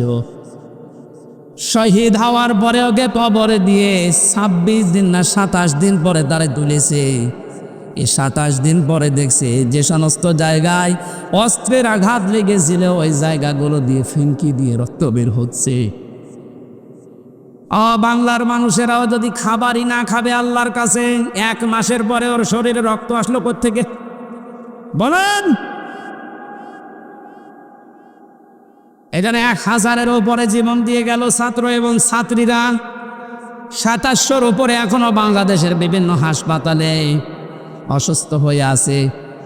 রাষ্ট্রের যারা দায়িত্ব পেয়েছেন এই সহজ অবস্থায়, যাদের এই সমস্ত আত্মত্যাগের কারণে এরকম মুক্ত পরিবেশে আমরা ফিরে আসতে পারলাম, আমরা আহ্বান জানাবো এই অসুস্থ, এই আহত মানুষদের প্রত্যেকের চিকিৎসার ব্যবস্থা রাষ্ট্র করবে। দাবির সাথে আপনারা আছেন না? ডাক্তার মোহাম্মদ ইউনূস সহ যারা দায়িত্বে আছেন তাদের এই মুহূর্তে সবচেয়ে বড় দায়িত্ব এটা। শহীদ আবু সাইদের কবরে যদি যেতে পারেন, এরকম 2700 আবু শহীদ এখনো পর্যন্ত বাংলার বিভিন্ন হাসপাতালে কাতরাচ্ছে। রাষ্ট্রীয়ভাবে টাকা পয়সা যত খরচ হয় হোক, দেশে না হলে বাইরের দেশে নিয়ে যাওয়া লাগবে। এরা দ্বিতীয় স্বাধীনতার মহান জীবিত এ মানুষগুলো গাজী। 53 বছর আগে যারা শহীদ হয়েছে এ দেশের জন্য, তাদের যদি ভাতা দেওয়া যায়, মাত্র এই 1 মাস 2 দিন আগে যারা শহীদ হয়ে গেল এদের কিছু করা যাবে না? বৈষম্য বিরোধী ছাত্র আন্দোলনে যারাই ছিল আমরা প্রত্যেকের সুচিকিৎসার ব্যবস্থা নিশ্চিত করতে চাই রাষ্ট্রীয়ভাবে, এবং যারা মারা গেছে তাদের যে সম্মান দেওয়া দরকার আল্লাহ এবং রসুলের পক্ষ থেকে যেটা এসেছে, কোনোদিন একথা মুখে উচ্চারণ করবেন না ও মরে গেছে, মনে মনে ধারণাও করবেন না যে মরে গেছে। এত বড় কঠিন হুঁশিয়ারি দিয়েছেন আল্লাহ কোরআনে কারিমে শহীদদের পক্ষে। ওনাদের যে দাবি ছিল সংস্কার, আমি এ কোরআনের মাহফিলের মাধ্যমে সারা বাংলাদেশের মানুষকে আহ্বান জানাতে চাই, সংস্কার যখন আরম্ভ হয়েছে 1628 জন মানুষকে সংস্কার করা লাগবে এখন, কারণ এই মানুষগুলো জালেমদের সহযোগী ছিল। এই কথা বলেন না কেন? 1628 জন মানুষ আপনি তালিকা করেন, দেখবেন এরা সবগুলো জালেমের প্রত্যক্ষ সহযোগী ছিল। জালেমের একাই এই জুলুম করা সম্ভব ছিল না, এদেরকে সাথে নিয়ে করেছিল। এদেরকে নেওয়ার কারণে এদের এই বিভাগগুলো পর্যন্ত আজ মানুষের কাছে ঘৃণিত। এই যে পুলিশ, সব কি খারাপ? মাত্র কয়েকটা কোলাঙ্গারের কারণে আজ পুলিশ প্রশাসনের উপরে মানুষের এত রাগ। আমার বাড়ির নিচতলায় পুলিশ ভাড়া ছিল, 5 তারিখের পরে সকালে যেয়ে দেখছে ঘর তালা মারা, হচ্ছে কোথায় গেছে আল্লাহ জানে। আর আসতেছে না। এই বাহিনীর ওপরে আবার আস্থা ফেরানোর জন্যে ওনারা চেষ্টা চালাচ্ছে। সবাই খারাপ না, যেই কয়েকজনের কারণে এই যে হারুন 3 ইঞ্চি, ওরা আসলেই 3 ইঞ্চি করা লাগবে। এই গোপালগঞ্জের মনিরুল কাউন্টারটার ছিল আসাদুজ্জামান, ডিসি মান্নান, আমি নাম ধরে বলছি কারণ এগুলোর দ্বারা আমি নিজে অত্যাচারিত হয়েছি। এই মাদারীপুর ট্যাকের হাটের আমার মামলার আয়ু আসামি মিজানুর রহমান আমারে ধরার পরে আমার বাবার কাছ থেকে 10 লক্ষ টাকা নিয়েছে, বলেছে নাই 100টা মামলা দেবে। আমার বাবা গ্রাম্য মানুষ, সঙ্গে সঙ্গে 8 লাখ টাকা দিয়ে দিয়েছে। যে সমস্ত জায়গাতে ধার করেছিল ওই ধারগুলো এখন আমার শোধ দেওয়া লাগে। কয়েকদিন আগে আমার যত মামলা ছিল আদালত সবগুলো ডিসমিস করে দিয়েছে। আদালত মামলা দেখে বলছে আমি কি দিয়ে বিচার করবো, এ কোনো মাল নেই। আমি মনে হয় বলতে গেলাম যে স্যার আপনি তো এই 3 বছরও দায়িত্বে ছিলেন, এই মামলাটা আমার সিএমএম কোর্ট, জজ কোর্ট, হাইকোর্ট সহ প্রায় 31 থেকে 32 বার উঠেছে, আপনি তো দেননি। এখন বলবে যে আমার হাত বাঁধা ছিল, এখন তো হাত খোলা, এখন হাত খোলা না। আমরা চাই সারা দেশের যেখানে যেখানে হাত বাঁধা ছিল কারো হাত আর বাঁধা থাকবে না। সংস্কার যখন চলছে সবার হাত যেন খুলে যায়। কথা বলেন ঠিক কিনা? জালেমদের দোসর যেগুলো আছে সবগুলো পাল্টা, না এগুলো নতুন নতুন ইস্যু তৈরি করবে। সংখ্যালঘু নাম নিয়ে ওরা মানুষকে লাগিয়েছিল, কিন্তু হালে পানি নেয়নি। এক কথা বলছেন এটা। এরপরে প্রধান বিচারপতিকে দিয়ে একটা কু করার চেষ্টা করেছিল, ছাত্র জনতা রুখে দিয়েছে, পারে নাই, আবার লাগিয়েছে আনসারদেরও হয়নি, কারণ 42,000 আনসার নিয়োগ হয়েছে এই দেশে, তার 32,000 সঙ্গপালি। আমরা যে 63টা জেলার মানুষ, আমরা কি ঘাস কাটছি? এই জন্য তো কোনো বাহিনী আর আসে নাই, প্রথমে এসেছে প্রথমে আনসার, কারণ সবই ওইটা। এটা দিয়েও যখন হাতে ভালে পানি নেয়নি তখন লাগিয়েছে ডাক্তারদের, এটাও পারে নাই। গার্মেন্টসের শ্রমিকদেরকে লাগাবে সামনে, সব গোপন সংবাদ যাদেরকে দিয়ে ষড়যন্ত্র করে আল্লাহ সব পাশ করে দিচ্ছে। আমার মনে হয় জালেমদের যা চরিত্র, আর ওরা যেভাবে উপর থেকে কথা শুনতেছে, আপা আপনি ঘাবড়াবেন না, আপনি ঘাবড়ালে আমরা নরম হয়ে যাই। ওদের যা চরিত্র এ দেশের মানুষ আসলে জানে। দেখেন গলন্দ ঘাটের বেশ্যাদেরকে কয়েকদিন পর নামা হয়। এত নিম্ন কথা আমি বলতাম না, কারণ ওদের চরিত্র তো এইটাই। হ্যাঁ, কথা বলেন না কেন? এটা সংস্কার যখন আরম্ভ হয়েছে, 9 দফা দাবি নিয়ে যারা লেগেছিল, সংস্কার আমরা খুব দ্রুত চাই। যে লোকটাকে এখনো পর্যন্ত মাথার উপরে বসিয়ে রেখেছেন এই চপ্পু মিয়া। কিসের চপ্পু? এ চপ্পুকে বাদ দেওয়া লাগবে। ইনি দিয়ে কি? কারণ জালেমদেরকে টিকিয়ে রাখার পেছনে সারাই দায়ী, একটাকেও আমরা চোখের সামনে দেখতে চাই না। এক কথা বলেন, নয়তো কিন্তু এই ষড়যন্ত্র রোখা যাবে না। নতুন নতুন করে আবার ফাঁদ ভাববে। বেশ্যাদেরকে দিয়েও হবে না, তখন নিজেরা উলঙ্গ হয়ে নামবে। চরিত্র বলতে কিছু আছে যে নামবে না? এত অত্যাচার করেছিল জেলখানার ভেতরে মানুষকে। আমার যে মামলা, এটা মুইডচুরি মামলাও না, সন্দেহ করে আমার ধরে নিয়েছে। আমার ওয়াজ শুনে নাকি কিটা উদ্বুদ্ধ হয়ে সংসার ভাঙতে গেছে, এই ছিল আমার মামলা। আর আমারে নিয়ে রেখেছে ফাঁসির ফন্টের সেলের ভেতর। রিমান্ডে নিয়েছিল মাটির নিচে, যাই না ঘর বলে ওটা নিচে আমি দেখে এসেছি। আর কালো কাপড় দিয়ে চোখ বেঁধে, হাত পেছনে বেঁধে দিয়ে, তাও হ্যান্ডকাপ দিয়ে, যেটা লাগলে হাত কেটে যায়। পায়ের ভেতরে ডান্ডা বেড়ে দিয়ে 11 ঘন্টা আমারে টাঙিয়ে রেখেছি। যে যা বলতে বলছি এটা বলা লাগবে, নয়তো আপনার বউ তুলে নিয়ে আসবো আমরা। বলেন নাউজুবিল্লাহ। এই মানুষগুলোকে বলে ক্ষমা করে দিন। কিসের ক্ষমা? কোনো ক্ষমা নেই এদের। কারণ এদের মাফ করবেন না আল্লাহ। কারণ ওরা আল্লাহর কাছে অপরাধ করে নাই, করেছে হামসার কাছে। যতদিন পর্যন্ত হামসা মাফ না করবে, ওকে আল্লাহ মাফ করবেন। ইন্নামাস সাবিলু আলাল্লাযিনা ইয়াজলিমুনা নাস। আল্লাহ বলেন, অবশ্যই আমি নিজে মামলা দেব, কেস করব তাদের বিরুদ্ধে যারা মানুষ হয়ে মানুষের ওপরে জুলুম করে। আল্লাহ কি ইয়াজলিমুন আল মুসলিমুনা দিয়েছেন? না, ইয়াজলিমুন আন নাস। আমি কি মানুষের ভেতরে পড়ি না? আসতে বলেন। মানুষের ভেতরে পড়ার পরও 3টা বছর আপনি যোগাযোগ বিচ্ছিন্ন রাখলেন আমার আর মামুনুল হককে। কেন? আমরা কি মানুষের ভেতরে না? এ অত্যাচার জুলুমের সাথে টপ টু বটন যারা জড়িত, আমি জানতাম খবর নিয়ে মাঝে মাঝে বলতেও, স্বরাষ্ট্রমন্ত্রী এ কথা জানিয়েছে, এই জন্য আপনাদের যোগাযোগ বিচ্ছিন্ন। আমরা মাফ করব না। যে মাফ করে করুক, আমার কোনো মাফ নেই।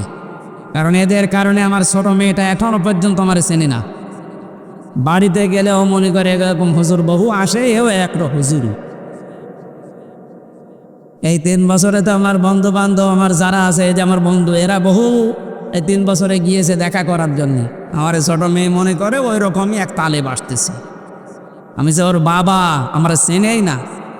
কত দুঃখ আমার ভেতরে। বলেন তো আপনি কোন কারণে এটা করলে? বলে আমার কি অপরাধ যে আমার পালানো লাগলো? কি অপরাধ? এদিকে আসেন। আপনাকে আমি না ঘরে ব্যারিস্টার আরমানের মতো 8 বছর না 8 দিন শুধু রেখে দেব। যদি আপনার কষ্ট না হয়, আপনাকে আবার আমরা ফেরত নিয়ে আসবো। আসেন। আপনি ধারণা করেন যে কি করেছি, কি করেননি? কি আপনার করার আর কিছু বাকি আছে?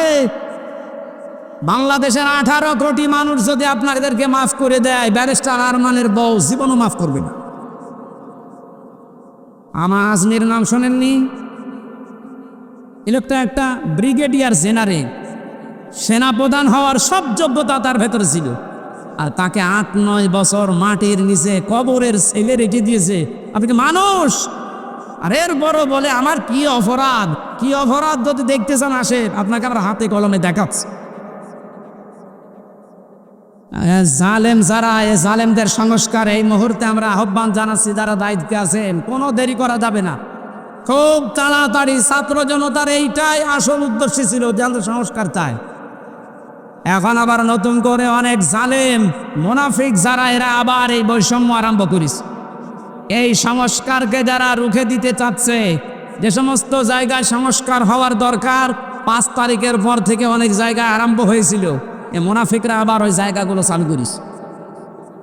এমন এমন জায়গায় টোল নেওয়া আরম্ভ করছে, কিয়ামত পর্যন্ত মনে হয় টোল নিয়েই যাবে। অথচ ওই ব্রিজের টোল নেওয়া আরো 80 বছর আগে বন্ধ করার দরকার ছিল। কথা বলে না কেন? এরকম সব জায়গায় আমরা এখন দেখতে পাচ্ছি আবার এ জালেম তো আর নেই, মুনাফিকরা আবার এ মাথা ছাড়া দিয়ে উঠতেছে। এখানেও সংস্কার করা দরকার। কারো বাবার জন্য দেশটা আমরা এভাবে মুক্ত করি নাই, যার জন্য করেছি, যার রহমতে দয়ায় তার বিধান দিয়ে আমরা এই দেশটা চালাতে চাই ইনশাআল্লাহ। আমরা যেন গজবে না পড়ি, বিপদে না পড়ি, মুসিবতে না পড়ি, বিশ্ব যেন আমাদের দিকে ভালো নজরে তাকায়। সেই কথাগুলো আজকের তেলাওয়াতকৃত আয়াত সূরা তাওবার 119 নম্বর আয়াতে আছে। আপনাদের কষ্ট হচ্ছে? জবান খুলে এবার কোরআন থেকে শোনার জন্য পড়েন। আউযু বিল্লাহি মিনাশ শাইতানির রাজিম। বিসমিল্লাহির রহমানির রহিম।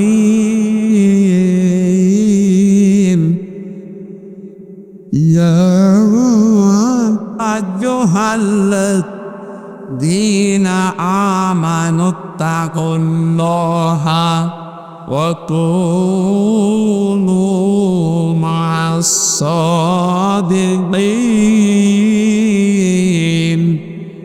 সাদাকাল্লাহুল আযীম।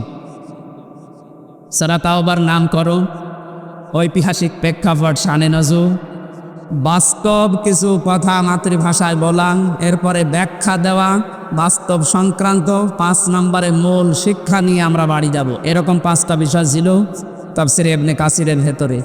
আমরা সবগুলো করতে গেলে আজান দিয়ে দেবে, জন্য তাড়াতাড়ি করছি। নামকরণের ভেতরে তাওবা শব্দটা আছে, এই জন্যে সূরার নাম তাওবা। 2 নম্বরে আমরা মাতৃভাষায় অর্থ করছি, হে ইমানদারেরা আল্লাহকে ভয় করো, সত্যবাদী যারা তাদের সাথে থাকো। এ নির্দেশ কার? আয়াতের ভেতর আমরা 3টা বিষয় পেয়েছি। আমার ভাইরা, আল্লাহ রাব্বুল আলামিন জানিয়েছেন ইয়া আইয়ুহাল্লাযীনা আমানু। মুফাসসির বলেন আল্লাহ যখন শুধু ঈমানদারকে ডাক দেন তখন তার কুদরতি হাত এভাবে উঁচা করে আদরের সাথে ডাকেন, হে আমার ঈমানদারেরা। কারণ ঈমানদার সারা পৃথিবীতে যত বেঈমান আছে এরা সৃষ্টি জগতের ভেতরে সবচাইতে বড় আল্লাহর কাছে নিকৃষ্ট।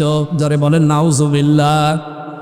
জীবনে কিছুই যদি আপনি না পান, জুলুম, অত্যাচার, নির্যাতনের স্টিম রোলার সহ্য করেছেন, তারপর ঈমান ছাড়েননি, আপনি কিন্তু আল্লাহর কাছে উলাইকা হুম খায়রুল বারিয়া, সৃষ্টি জগতের আপনি শ্রেষ্ঠ একটা সৃষ্টি। জোরে বলেন সুবহানাল্লাহ। সিস্টেম অপর পৃষ্ঠায় আছে, কোনো মানুষ যদি ঈমান না আনে, যত বড় জায়গায় থাক, আল্লাহর দৃষ্টিতে উলাইকা হুম শাররুল বারিয়া, আর সবচাইতে বড় নিকৃষ্ট সৃষ্টি। জোরে বলেন নাউজুবিল্লাহ। আমরা যেহেতু ঈমান আনতে পেরেছি, বড় সম্পদ আমাদের কাছে আছে। এবার আয়াতের পরবর্তী 2টা বিষয় মেনে নিতে পারলে যত রকমের বিপদ আপদ বাধা বিপত্তির সামনে আসার কথা সবগুলো আল্লাহ নিজের পক্ষ থেকে দূর করে দেবেন। কোরআনে কারিমে আয়াতের ব্যাখ্যায় পেয়েছি আমি, ওয়াজাহিদু ফিল্লাহি হাক্কা জিহাদি হুয়া জিতাবাকুম ওয়া মা জাআলা আলাইকুম ফিদ-দীনি মিন হারাজ ইলা আখিরি আয়াত। সূরা হজের 78 নম্বর আয়াতের মাঝের অংশে আছে আল্লাহ পাক বলেন, যেভাবে চেষ্টা করা দরকার, সাধনা করা দরকার, জিহাদ করা দরকার, আমি আল্লাহর জন্য ওইভাবে চালাও। তোমাদেরকে আমি আল্লাহ নির্বাচিত করেছি। মাগুরাবাসী, এই যে এজতেবা মানে নির্বাচিত করা, মনোনীত করা। নির্বাচিত করেন কে? আরো জোরে বলেন।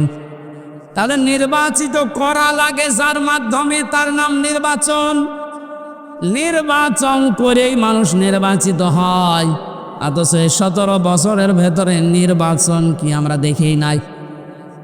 যারা নির্বাচিত হয়েছে নির্বাচন ছাড়া, এরা সব বৈধ না অবৈধ?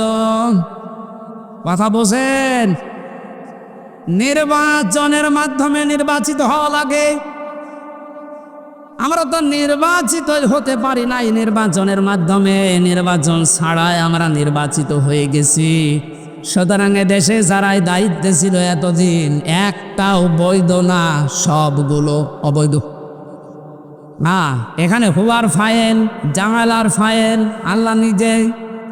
আল্লাহ পাক বলেন, আমি যেহেতু নিজে নির্বাচিত করি লক্ষ লক্ষ নবীর উম্মত থেকে তোমাদেরকে, তো তোমাদের ভেতরে আবার যাদের ঈমান আছে আমি তাদেরকে কিন্তু আসলভাবে নির্বাচিত করেছি। বহু নবী পর্যন্ত চেয়েছিল মুহাম্মদ রাসূলুল্লাহর উম্মত হবে, কিন্তু তারা পারে নাই। আমি আল্লাহ তাদেরকে নির্বাচিত করি নাই। হযরত মুসা আলাইহিস সালাম তিনি চেয়েছিলেন, আল্লাহ তুমি নবী বানিয়েছো, খুশি আছি। নবী না বানিয়ে যদি মুহাম্মদ রাসূলুল্লাহর উম্মত আমাকে বানাতে আমি খুশি থাকতাম। আল্লাহ পাক যেহেতু তাকে নির্বাচিত করেননি, এজন্য তিনি নির্বাচিত হয়ে দুনিয়াতে আর আসবেন না উম্মত হয়ে। একজনকে করেছিলেন তিনি হযরত ঈসা নবী, তাকে আল্লাহ পাঠাবে ঠিক, কিন্তু নবী করে না, উম্মত করে। আমরা সেই পর্যায়ে আছি, এই নবীর উম্মত আমরা নির্বাচিত। এরপরে আবার আমাদের ভেতরে আছে ঈমান।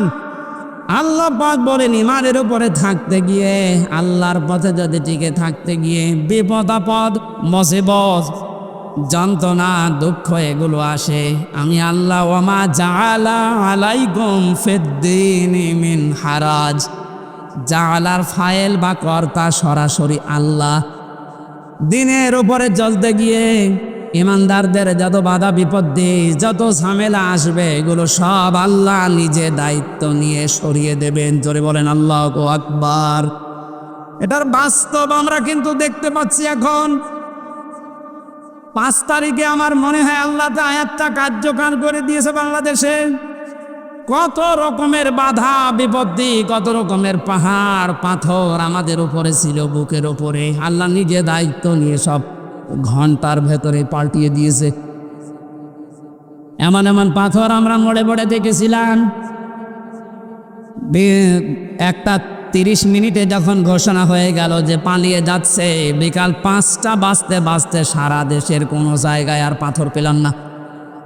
কুষ্টিয়ার মোড়ে যে পাথরটা ছিল, বিকাল 5টা বাজতে বাজতে মাটির সাথে মিশিয়ে দিয়েছে বাংলার জনগণ।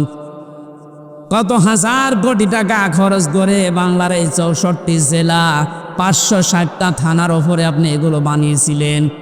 এই টাকাগুলো দিয়ে যদি আপনি রাষ্ট্রের কাজে লাগাতেন, যার জন্য এগুলো করলেন একটাও তো কাজে লাগে নাই, সব মাটিতে শুয়ে আছে। এখন টাকাগুলো আপনার বাবার টাকা ছিল না, টাকা ছিল জনগণের। এদের জালা এর ফাইল যেহেতু আল্লাহ নিজে করতেন, আমার মনে হয় আল্লাহ নিজে এই পাথরটা দায়িত্ব নিয়ে সরিয়ে আমাদের বুককে হালকা করে দিয়েছে। আলাম নাশরাহ লাকা সাদরাকা ওয়া ওয়াদা'না আনকা বিজরাক আল্লাযী আনকাযা যাহরাক। আল্লাহ পাক বলেন, হে নবী আমি আপনার বক্ষকে উন্মুক্ত করিনি, আপনার পিঠের উপরে যে বোঝা আছিল এ বোঝাটাকে আমি আল্লাহ নামাইনি। আমার মনে হচ্ছে আয়াতগুলো আল্লাহ 1500 বছর আগে না, এ 5 তারিখে সব নাজিল করিস। কোরআনের পাখি সেই 15 বছর আগে ঘোষণা দিয়ে গিয়েছিল, এমন একটা কালো গাঢ় অন্ধকার রাত আমাদের উপরে আসতেছে। মক্ষম ভাবে যদি মোকাবেলা করতে না পারে, সক্ষম ভাবে, তাহলে সুবহে সাদিক হওয়া বড় অসম্ভব।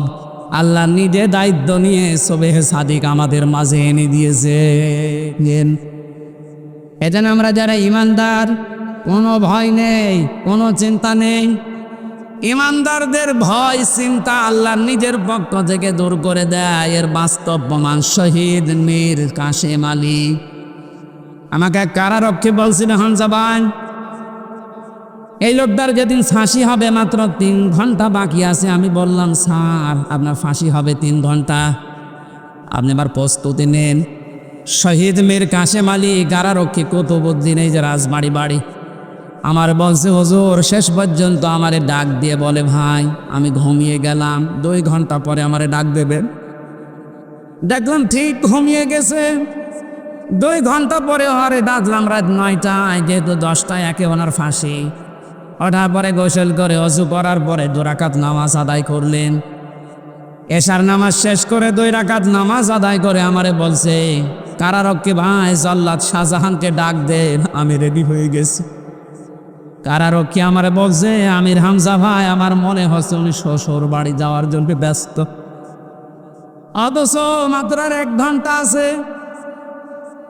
ও বাংলার মুসলমানের, আপনার কি মনে হয় এই কঠিন পরিস্থিতিতে অথচ তার ছেলেটা গুম হয়ে আছে, ব্যারিস্টার আরমান, তার স্ত্রী অসুস্থ হয়ে আছে, তার দলের লোক হাজার হাজার পালিয়ে বেড়াচ্ছে, জেল খাটতেছে, 24 ঘন্টা তার দলীয় লোকজন আতঙ্কে আছে। এই অবস্থায় সে বলছে আমি 2 ঘন্টা ঘুমিয়ে নিলাম, আমারে ডেকে দেন। আপনি বলেন তো ওই সময় কি ঘুম আসার কথা? কেন ঘুম এসেছে? কারারক্ষে বলছিল ভাই আমার ঘুম আসলো কি করে, আমার এখনো মাথায় ধরে না। আমি বললাম আমার ধরেছে। আল্লাহ পাক বলেন ইন্নাল্লাযীনা ক্বালু রাব্বুনাল্লাহু সুম্মা ইসতাকামু তাতানাজ্জালু আলাইহিমুল মালাইকা। যারা এই কথা দুনিয়ায় বলতে পারে আমাদের রব আল্লাহ, আর এর উপর টিকে থাকতে পারে, আল্লাহ ফেরেশতা নাজিল করে তাদেরকে শুধু সাহায্য করে না। এটা যেহেতু তাতানাজ্জালু মুজারে, বর্তমান, ভবিষ্যৎ, প্রেজেন্ট, ফিউচার, মালাকুন না দিয়ে আল্লাহ মালাইকা বহুবচন দিয়েছেন। যারা আল্লাহকে রব বলার পরে সত্যিই টিকে থাকতে পারে ইখলাসের সাথে, তাওয়াক্কুল করে, মাস্ট বি আল্লাহর ওয়াদা আল্লাহ পূরণ করবেই, তাদের জন্য ফেরেশতা আল্লাহ নাজিল করবেই। ফেরেশতাদের এসেছিল তার প্রমাণ, আল্লাহ তাখাফু ওয়ালা তাহজানু। ফেরেশতারা বলতে থাকে কোনো ভয় পাবেন না, কোনো চিন্তা নেই। কিসের ভয়, কিসের চিন্তা? তাফসীরে ফি জিলালিল করারে সাইয়্যিদ কুতুব লিখেছেন, আমাকে যখন ফাঁসি দেওয়া হয়, যে ইমাম এসেছিল কালেমা পড়াতে, আমি ডাক দিয়ে বললাম আপনি আমাকে কালেমা পড়াবেন, এর জন্যে রাষ্ট্র আপনাকে বেতন দেবে, অথচ এই কালেমার দাওয়াত দেওয়ার কারণে আজ আমাকে ফাঁসি দেওয়া হচ্ছে। সুতরাং ইমাম ভালো করে শোনেন, আপনার কালেমা আর আমার কালেমা এক কালেমা না। আল্লাহ তাখাফু ওয়ালা তাহজানু। সাইয়্যিদ কুতুব আয়াতের ব্যাখ্যায় তিনি লিখেছেন, ফেরেশতা যখন কানের কাছে এসে বলতে থাকে কোনো ভয় নেই, কোনো চিন্তা নেই, আপনার ছেলে মেয়ের জন্যে, আপনার দলের লোকের জন্যে, ব্যবসা প্রতিষ্ঠানের জন্য আপনার চিন্তা আসতে পারে, ভয় হতে পারে, আল্লাহ নিজে ওইগুলোর দায়িত্ব তার কুদরতি হাতে তুলে নিয়েছে। মাগুরার মুসলমানেরা, আমার তো 100% বিশ্বাস আছে শহীদ মীর কাসেম আলী 3 ঘন্টা ফাঁসি, এর পরে 3 ঘন্টা পরে যার ফাঁসি হবে, 2 ঘন্টা যেহেতু ঘুমিয়েছে, অবশ্যই মাস্ট বি ফেরেশতা ওনার কানের কাছে কিছু শুনিয়েছিল, না তো ঘুম আসার কথা না। আমার তো কোনো চিন্তা টেনশন ছিল না, তারপর আমার ঘুম আসতো না 3 বছর। আর যার মাত্র 3 ঘন্টা পরে দুনিয়া থেকে বিদায় নেবে, তার ঘুম আসে কি করে? আপনার শুনতে যত সহজ মনে হচ্ছে, বিষয়টা অত সহজ না। ওই জায়গায় যদি আপনি পতিত হতেন, বুঝতেন যে বাস্তবতা কত কঠিন। কিন্তু ওরা এমন সাহস করে নিয়েছে, আল্লাতি কুনতুম তুআদুন। ফেরেশতা বলে চিন্তা করবেন না, আল্লাহ তো সব দায়িত্ব নিয়ে নিয়েছে, ওই জান্নাতের সুসংবাদ নিয়ে এসেছি। ওয়া আবশিরু বিল জান্নাতিল্লাতি কুনতুম তুআদুন। ওই জান্নাতের সুসংবাদ গ্রহণ করেন, যে জান্নাতের ওয়াদা আল্লাহ নিজে আপনার সাথে করেছেন। জোরে বলেন সুবহানাল্লাহ। হ্যাঁ, বাংলার মুসলমান, আমাদের কোনো পুঁজি নেই, একটা পুঁজি আমাদের আছে, আমরা ইমানদার। আরো জোরে বলেন, এটা দুনিয়ার সবচাইতে বড় পুঁজি আমাদের। ইমানদারকে আল্লাহ বেশি ভালোবাসেন, এই জন্য ডাক দিয়েছেন ইত্তাকুল্লাহ, আমি আল্লাহকে ভয় করো। মুফাসসির যারা এখানে আছে, যারা আলেম আছে, কোনো মানুষ যদি আমরা আল্লাহকে ভয় এ শব্দটা বাস্তবে দেখাতে পারি, দুনিয়ায় 9টা আর আখেরাতে 27টা উপকার আল্লাহ নিজে করবেন বলে কোরআনে ঘোষণা দিয়েছেন। এতগুলো ব্যাখ্যা করতে গেলে অনেক সময় লাগবে, এজন্য আমি এক কথায় বলছি, তাকওয়া মানে আল্লাহর ভয়, ঠিক আছে, কিন্তু যেখানে যেই কাজ করবেন, ওই কাজ করার আগে শিক্ষা এবং প্রশিক্ষণ নেওয়ার মাধ্যমে বাস্তব জীবনে ওই কাজটা সুচারুরূপে আঞ্জাম দেওয়ার নাম তাকওয়া। আশা করছি কথা বোঝা গেছে। এই তাকওয়া যদি কেউ অর্জন করে তাদেরকে আল্লাহ জানিয়েছেন কোন মা সাদিকিন, সত্যবাদীদের সাথে থাকবা কাজে এবং কর্মে, তাহলে ধ্বংস আসবে না, বিপদ আসবে না, মুসিবত আসবে না, গজব আসবে না। আমরা যেহেতু এখন সত্যবাদীদের সঙ্গে থাকার জন্য আল্লাহর ঘোষণা শুনলাম, মরণের আগ পর্যন্ত আল্লাহর ভাষায় যারা সত্যবাদী তাদের সাথে থাকতে রাজি নেই। আরো জোরে বলেন, আল্লাহর ভাষায় সত্যবাদী কারা? যারা জুব্বা গায়ে দেয়, যারা পাগড়ি মাথায় দেয়, যারা শুধু মসজিদে বসে বসে আল্লাহ আল্লাহ জিকির করে, এরাই কি সাদিকিন, সত্যবাদী। আয়াতের ব্যাখ্যা আল্লাহ নিজে করেছেন সূরা বাকারা 177 নম্বর আয়াত। আল্লাহ পাক বলেন, উলাইকাল্লাযীনা সাদাকু ওয়া উলাইকা হুমুল মুত্তাকুন। উপরে বর্ণিত এখানে 10টা গুণ দেওয়া আছে। কেউ যদি 10টা গুণ অর্জন করতে পারে তারাই ইমানের দাবিতে সত্যবাদী, তারাই মুত্তাকি, তাদের সঙ্গে তোমাদের থাকা লাগবে। এ নির্দেশ কার? আরো জোরে বলেন কার? এখন এই 10টা নির্দেশ আল্লাহ যেটা দিয়েছেন সূরা বাকারা 177 নম্বর আয়াত, তাফসিরে ইবনে কাসির, মারিফুল কোরআন। আমি বলে দিলাম, বাড়িতে যে একটু নামিয়ে দেখেন আপনি সত্যবাদীদের সাথে থাকতে চান কিনা। আল্লাহ রাব্বুল আলামিন আমাদেরকে আয়াতের যে 10টা গুণ দিয়েছেন, যেহেতু আজান হচ্ছে আর রাতের মাহফিল দূরে, অশায় আব্দুল কাদের মোল্লা, শহীদ আব্দুল কাদের মোল্লা সাহেবের কবরের পাশে আমার মাহফিল আজকে রাতে। আজকের মতো শেষ করে আগামীতে কয়েকটা অনুষ্ঠানে শ্রীপুর, মাদুরা, নাঙ্গলবাদ নেওয়া আছে, ওখানে রাতের বেলা কথা বলবো ইনশাল্লাহ। আল্লাহুম্মা আমিন। লা ইলাহা ইল্লা আনতা সুবহানাক ইন্নী কুনতু মিনাজ জালিমিন। লা ইলাহা ইল্লা আনতা সুবহানাক ইন্নী কুনতু মিনাজ জালিমিন। রাব্বুল আলামিন প্রচণ্ড রোদের ভেতরে গরমে চাতক পাখির মতো কোরআনের কথাগুলো বোঝার চেষ্টা করছিল। এরা কোরআন শুনতেই মাগরা শ্রীপুরের মানুষগুলো এত পাগল, এদেরকে তুমি কোরআনের চলন্ত হেদায়েত দিয়ে দাও। হযরতে ওসমানের মতো, হযরতে ওমরের মতো বানিয়ে দাও। এ মাহফিলের আয়োজন করতে গিয়ে বাংলাদেশ জামাত ইসলামী মাগুরা জেলা শাখা, শ্রীপুর উপজেলা শাখার উদ্যোগে এ বিশাল আয়োজনে যারা আনসান দিল, এই যুবক মানুষদেরকে যে মা পেটে নিয়েছে, মায়ের পেট তুমি খাদিজার মতো বানিয়ে দাও। সম্মানিত মা বোনেরা, বিভিন্ন বাড়িতে গাছতলায় তারা বসে আছে। আল্লাহ, আলাদাভাবে তাদের দায়িত্ব কর্তব্য বলতে সময় পেলাম না।